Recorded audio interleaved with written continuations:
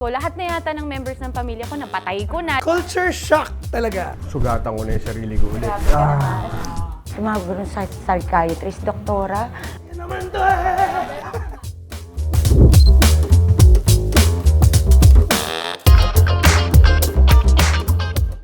So guys, kamusta na kayo? Artista ka nga talaga, no? Grabe siya. Kamusta na kayo? Kamusta na? Ako okay naman. Masaya akong gumising today. I woke up with a smile and with so much excitement kasi finally, mapag-uusapan na natin to even more. Kasi di ba the past few weeks, kinikwento na natin sa mga tao kung ano ang dapat nilang abangan, which is my best friend, Eman. This is another chance to talk about our beautiful project. Parang so far, hindi pa ako napapagod sa kakakwento sa mga tao because really, this is a very beautiful project. Alam nating lahat yun. Di ba, Mama? Ikaw, Mama, kamusta? Parang hindi ka natulog. Hindi. Bukod sa hindi ako natulog, masayang-masaya ako kasi I'm part of my best friend, Eman. It's work. Alam mo naman na basta tayong mga artista may work, it's a blessing. Alam mo, Miss Ai, masasabi lang namin ni Timmy, nung napanood ka namin sa isang eksena mo pa lang na lumabas doon. Grabe! Oo, Mama. Parang may best friend Rebecca. Oo. Kailangan ninyo mapanood. Naiya naman ako pag ganyan. Pero thank you. Saan ang gagaling yun? Diyos ko, sa dami ba nang iwan sa akin? Hindi ko pa kaya. May mga sagot ako kung saan galing. I think, again, it's a blessing from the Lord na siguro lahat tayo may mga acting na ability na binigay niya sa ating lahat. So kung gaano tayo kagaling na artista, kung gaano tayo kagaling mag-portray, I think lahat yun from Him. Amen. Kasi, I mean, come on. We all know, di ba? But it was my first time to experience Miss Ai on the set and actually sharing a scene with her. So, hindi, first time. Culture shock talaga. Tapos, hindi ko naiintindihan yung eksena kasi bakit ganito? Ito yung character niya, tapos ganito yung nangyayari. Ha? Explain naman nila. I'm like, okay lang. Fast forward, pinanood namin. At saka naiiyak si Timmy sa kakatawa, sa kakapigil Yes, ng tawa nakakapigil ng niya. tawa niya. And ako hindi ko na rin kaya kasi alam ko tawang-tawa siya. Pero kailangan itawid ko yung eksena na yun na pawis na pawis ako after. Na kailangan seryoso kami. Pero ewan ko ba, bakit dun sa place na yun pag nagte-taping kami, tawa kami ng tawa. So, pag hindi ko siya matingnan sa mata, tinitingnan ko siya sa tenga. Kasi alam ko na magte-take 2, take 3, take 4. My gosh, hindi ko kaya. Ayoko na. Grabe eh, yung araw na yun, di ko makontrol sarili ko. Nung pinaparod namin yung premiere, hindi ko na naman makontrol sarili ko. Yung rain, Sabi ko nga sa kanya, ano ka ba? Si Mama yan. Ay, kung ngayon walang ba siya nakatrabaho? Yung pala kasi ngayon nga palang nakatrabaho. I have a question. Malaki ba yung difference na kung pag kunyari babasahin yung script, kunyari from comedy to something like this, or heartfelt na eksena within the comedy, or ganitong character? Ano yung difference in how you get into the character? Siguro basically, yun yung totoo kong ugali eh. Kasi parang may pagkabaliw talaga ako. Kaya kong, kunyari ngayon nagkukwento ako ng nakakatawa, uy, alam mo, ganyan. Tapos mamaya parang naiiyak ako kasi yung alam mo yung meron akong ganong, saltek. Malakas talaga sapa ko eh. Ewan ko bakit ako ganon. Siguro. Huwag na natin alamin. Salamat. Can I say something as her daughter and as someone na nakatrabaho na siya for ilang years growing up, yung tanging ina franchise na ginawa. Si Mama, strength niya sensitive. Sobra siyang sensitive. Parang in the best way possible na nagagamit namin sa eksena. Kaya rin niyang sakyan yun. And bilang a mom, and well, nafe-feel ko yun bilang isa sa mga anak mo, hindi rin mahirap sa kanya na to tap into that state. Pero marami pa yun, Timmy. Isipan mo first scene pa lang. Actually, importante yung scene na yun because basta first scene namin ni Mama, yes, kailangan ninyong panoorin. Bakit kami magsasama? At saka bakit siya tawang-tawa? Kasi hindi niya mapigil. Ako may question. Kasi ito yung bagay na hindi ko talaga alam. Hindi ko alam din paano ma-master. So, paano kayo nagko-cope after, nagpapagpag? Paano nyo hindi na iuuwi yung ganong emosyon sa bahay? Pag mabigat. Ewan ko, ako kasi pag uwi ko sa bahay, yung normal na ako, yung ganyan. Ako na si Martina, nag-alaga ako ng aso. Bugnutin ako, nagluluto ako. Nag-off ako, off. Hindi ako kumbaga yung sa kuryente ko, matibit ako sa kuryente. Ino-off ko yung kuryente ko kasi pag mababaliw ako, may sapak na nga ako, ipoprolong ko pa yung sapak ko, patay. Ganun. Ikaw hirap ka no? Mag-off. Hanggang ngayon, actually, umabot ako, nag-workout ako. Yun ang release mo. Kailangan mo siya i-release. Kailangan ko mapalitan siya ng endorphins. Makikipagkwentuhan muna ako sa mga kasama ko sa bahay bago ako matulog. Minsan binabangungot ako sumasama yung emosyon. And I think yung mga ganyan tao is mataas masyado yung artistry. Yung artistry nila is sobrang. Pero yan yung talagang, yung talagang grabe, umarte yung mga ganyan. Mahusay na mahusay. Yung ganun, manggigigil ka talaga parang, yung wala kang masasabi, parang, kakainis, yung ganun. Hindi kasi, di ba, minsan pag nanonood ka, tas ang gagaling ng mga artista, di ba, wala kang masasabi, kundi nanggigigil ka lang, parang, Pumasok na talaga yung ewan ko sa'yo, yung gano'n na, yung maiinis ka sa galing, di ba? I think dati when I was younger, medyo mas mahirap kasi parang feeling mo, trabaho mo yan, ikaw yung gumagawa yan. But the truth is, I'm Timmy, I'm not Sid. Produkto si Sid Lucero. Hindi lang ako yan. Nanay ko, manager ko, at kung sino man yung nagturo sa kanya. Produkto yan. Uy, maganda yan. So pagdating ko sa pag-goodbye ko pa lang pagdating sa kotse, kausap ko yung girlfriend ko, ito yung nangyari din. Pero pagdating sa bahay, instant parang kang umuwi galing Enchanted Kingdom. Yeah, parang, pero may high din na parang, alam mo ba yun, may eksena ako kanina, ito yung nangyari, grabe. Tapos alam mo pa, yeah, tapos kikwento mo lang, tapos back, wala na. May mga times na nga parang nakakatamad pumunta, yung nakaka-excite na lang is kung anong pwede mangyari pagdating mo sa set Pero yung gusto mo magtrabaho, parang, siguro, I work hard to separate the two. That's why I keep certain kinds of friends. I only go home to the same people. And make sure na yung ugali. Kasi nangyari na ako din. Akala ko kung sino ako Sarap batukan, di ba? Lahat na wala But nagkaroon ako ng second chance. So, thank you. I think kaya totoo, karamihan sa artista may sapak. Totoo yan. Kaya iba talaga tayo mamuhay, iba tayo sa love life. Totoo to. Basta iba tayo. So, we're different talaga from normal being. Kasi, biro mo tayo, di ba, pag masaya tayo, papaiyakin tayo. Minsan may kanin ka pa rito, pinapasmile ka, smile, picture. Mga ganun ka, di ba? Tapos, pag minsan naman, malungkot tayo, kailangan nating pasayahin sila. So, I think may mga saltik yung mga artista, baby. I have a question for everybody. Gano'n kadalas yung ginagamit yung dark sides o yung mga pinagdaanan nyo sa eksena? Especially, for example, now, medyo malapit sa buhay yung lahat ng mga characters na piniplay natin. At lahat sila medyo may dark sides.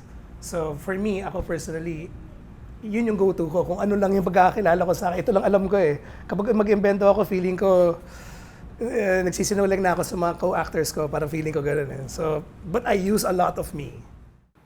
A lot of your personal experience. A lot. And yung na-experience ko through friends, mga kwento nila. Ayan, so, what about you guys? Ako ganun ako dati. As in, personal yung tinatap ko agad.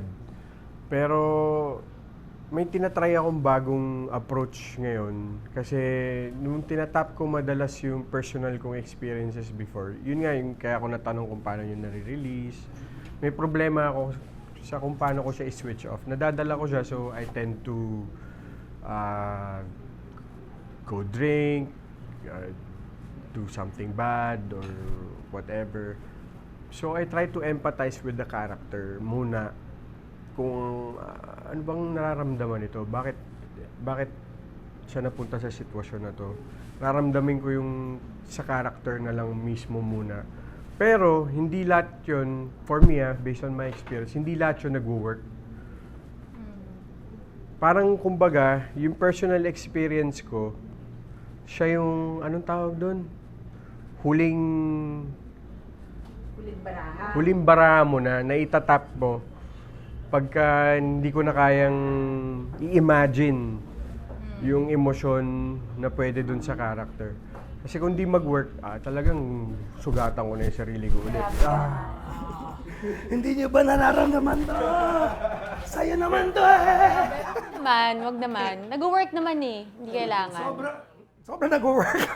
Pero sa totoo lang, minsan, yung kunyari, kailangan mo umiyak, ang dami mo nang pinapatay sa utak mo, di ba?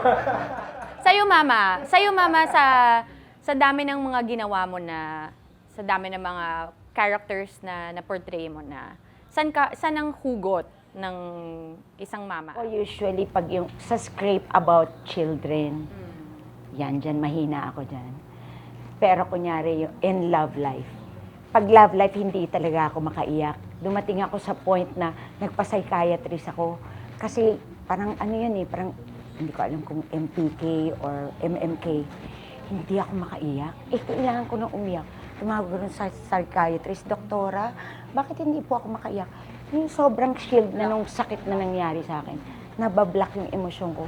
Nag-freak out ako Hindi ko alam parang, Lord, anong gagawin ko? Kailangan ko umiyak sa eksena na to. Wala, ang tagal. Oo, uminto muna. Ang tagal eh. Hindi talaga kaya. Pawis na pawis na ako. Hindi pa rin ako makaiyak eh. So yun, I think, ganun. Basta nagpe-pray na lang ako. Ikaw naman, Shaina. Hindi halata sa mga isa. Na nagpe-pray ako. Oo. Parang wala lang. Ay, ngayon, oo. Madali ngayon. Ako, ano ba? Same with, JM. Parang hindi ko na, syempre, 6 years old ako nagsimula. So, lahat na ng personal motivation yata, nasabi na sa akin. From simple na nakakatawa na parang, sasabihin ko sa ate mo na hindi ka magaling umarte. Bagsak na agad yung action! Okay, na pagkakitaan. As a kid, di ba, parang genuine yung fear mo, genuine yung iyak mo. So, growing up, nasanay na ako doon. Hanggang sa hindi na siya nag-work. Kagaya ng sabi mo, Mama, 7 yung pamangkin ko. Lahat na yata ng members ng pamilya ko, napatay ko na. Di ba? Parang nag-evolve din yung roles na ginagawa mo. Like, nagiging nanay ka. Tapos, ilang beses na rin ako namatayan ng anak sa teleserye. Ilang beses na rin ako namatayan ng asawa sa teleserye. So, parang, ang dami ko nang na-experience na hindi ko naman talaga naka-experience bilang si Shaina. So, natuto ako na to really understand kung ano ang pinanggagalingan ng character ko. And also kung ano ba yung relationship ng character ko sa bawat tao na nakakatrabaho ko. Ngayon, I feel that meron talaga akong special, aside from yung special chemistry natin sa personal life as co-actors, di ba? Ngayon, like meron ding dagdag na may karga na special chemistry because tinatrabaho ko kung gaano kamahal ni Ruth si Mateo, 'di ba? So that makes me also feel good as a co-actor and as a team player kasi when I feel that I am supporting my co-actors, I also feel that you are all supporting me. I feel like yun yung hindi naintindihan ng maraming tao na being an actor is actually a small part of a big team. Pag hindi mo supportan, it's team effort talaga. I mean, kapag nag-interview, isa siyang artista, pero para gawin yung buong produkto, try mong ikaw lang gumawa. Totoo. Or for you to look your part, let's say, for you to look like Joshua. Binihisan ka, inayos yung itsura mo, di ba? So, parang hindi ka magiging yung character mo if it weren't for the people na behind the scenes, behind the camera. Sa kang hirap umiyak nang walang mag-isa ka, you need your co-actors. Yeah. Yes. Di ba? Kailangan. Kaya nga, I think, well, nasabi ko na to and hindi ako mapapagod na ulit-ulitin na this show, may tendency siya maging, dahil ang sinasalamin natin ay ang mga pinagdadaanan ng totoong mga tao, yung mga highs and lows ng mga tao, di ba?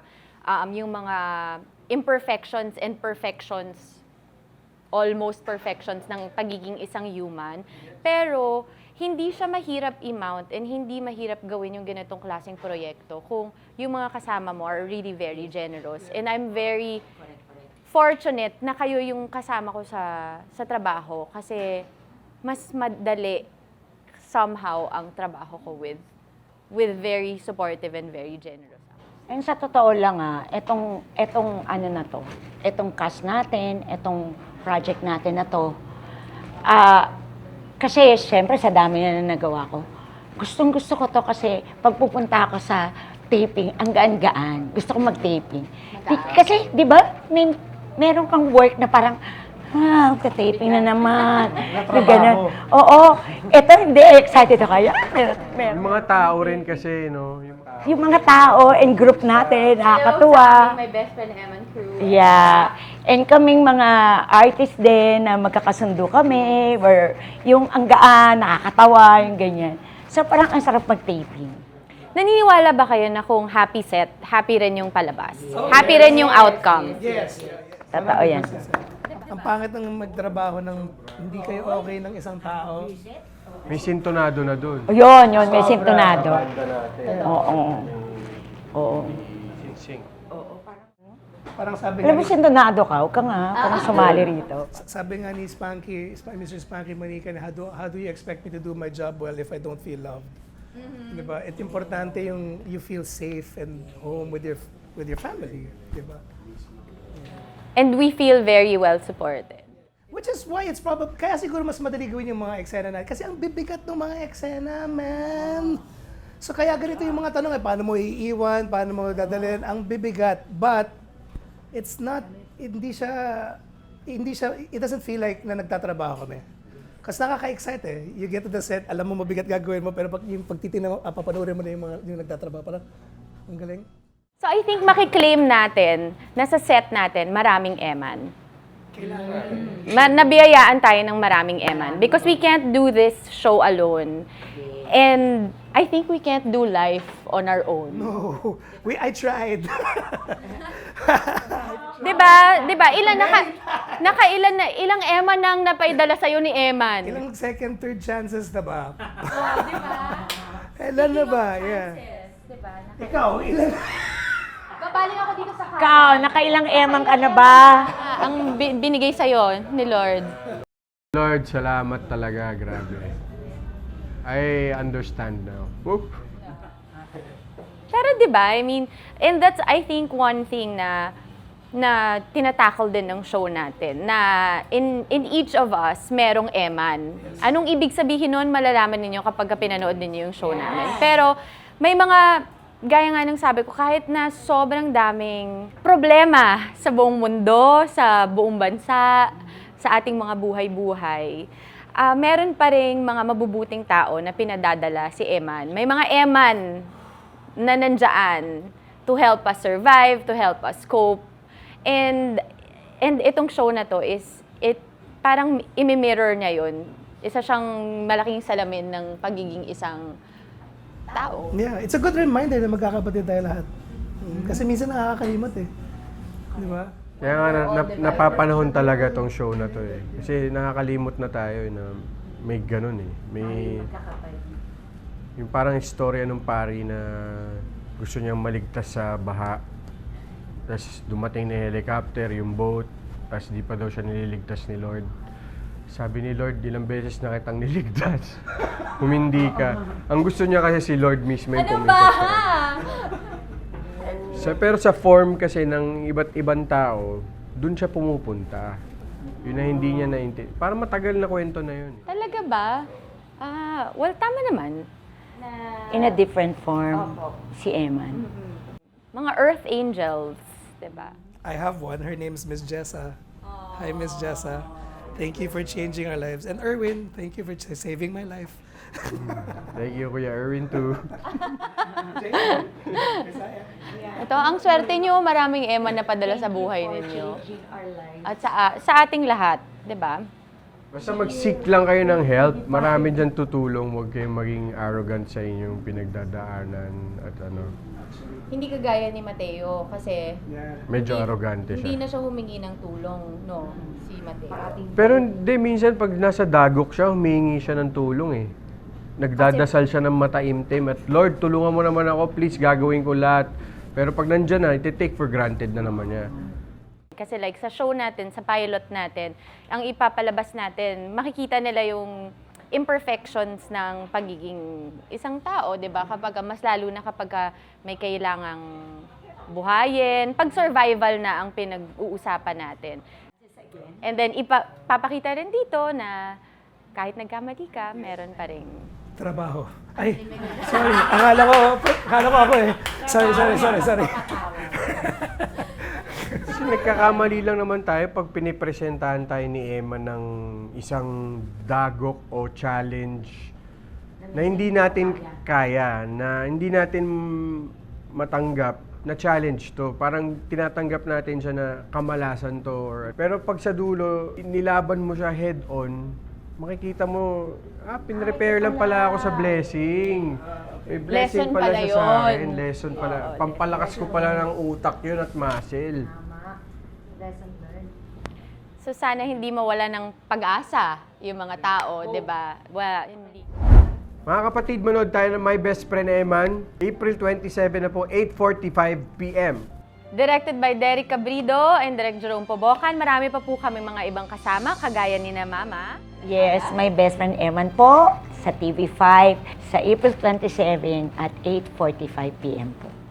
At siya